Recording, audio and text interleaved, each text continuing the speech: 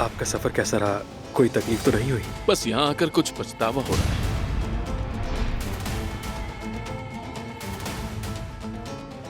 यहाँ क्या ढूंढ रहे हैं आप? मुझे लगा कोई आवाज आई है, बस वही देखने आया था। वैसे मेरे कान भी ठीक सुनते हैं, मुझे तो कोई आवाज नहीं आई। वो हसन साहब मीरान के कमरे में जा रहे थे, मैंने पकड़ लिया। दरवाजा लॉक कर दो ताकि वो समझे कि फोन वही है। ये तो दरवाजा ही लॉक कर दिया है, क्या मुसीबत है।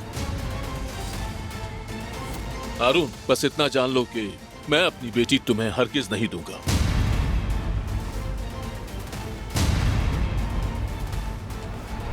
तुम्हें ये सच कैसे बताऊं? गुल साहिबा को नताइश भिजवा चुके हैं हम। डॉक्टर का मैसेज। तुम्हें भी रिपोर्ट्स भेज दी क्या?